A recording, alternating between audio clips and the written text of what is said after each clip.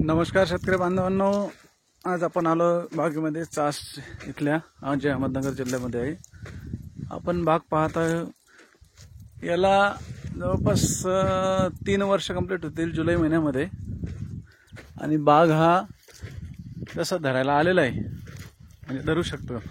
काही झाडं कमी जास्त छोटे मोठे आहेत, पण याला तानाचं जो नियोजन आहे ते इतकं खास करायचं नाही आहे. जमीन म्हणजे मध्यमच प्रतीची आहे. तर याला एक 10-15 दिवसाच्या तानामध्ये फुटला तर फुटला, नाही तर एक पूर्ण 4 वर्ष कंप्लीट झाल्याशिवाय धरायचं नाही. आणि अशा प्रकारचे कोणाही झाडं असतील की जे 3 वर्षात अशा प्रकारे झालेले आहे, तर ज्यांना धरायचे आहे ते धरू शकता. फक्त थोडं नियोजन एकदम योग्य झालं पाहिजे की त्याची जी ताकद आहे ते पूर्ण काढून नाही घ्यायची, त्याला रिटर्न पण मिळाली पाहिजे. अशा प्रकारचा बाग आहे.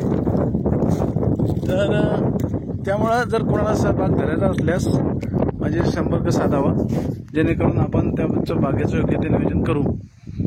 आणि छोट्या झाडांमध्ये धरल्यामुळं पुढं अडचण येऊ नये, म्हणजे 3 वर्षाच्या आतल्या किंवा 3 वर्षाच्या बागेला धरल्यामुळं अडचण येऊ नये, यासाठी त्याला एकदम योग्य नियोजन करावं लागते.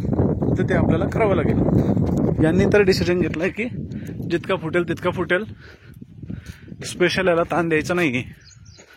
अशा प्रकारचे एक 8 फुटापर्यंत हाईट झालेली आहे, 7-8 फूट बघू शकता. आणि ह्या बागेला जवळपास 3 ते 4 कटिंग झालेले आहे. हे बघा बुंदा याचा, त्याचा हा परिणाम आहे. गोल घेराकार झाड आहे. तसं ते एक स्टीम गरजेचं असते, पण ते शक्य झालं नाही. इथे बघा तुम्हाला दिसू शकते 2 ते 3 स्टीम आहे.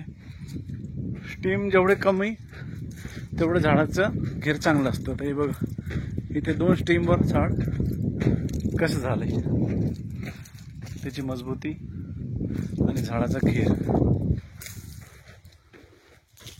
अशा प्रकारे आपल्याला झाडाची काळजी घ्यावी लागते. तर अशा प्रकारे जर कोणाला बाग धरायचा असल्यास माझे संपर्क करावा. धन्यवाद.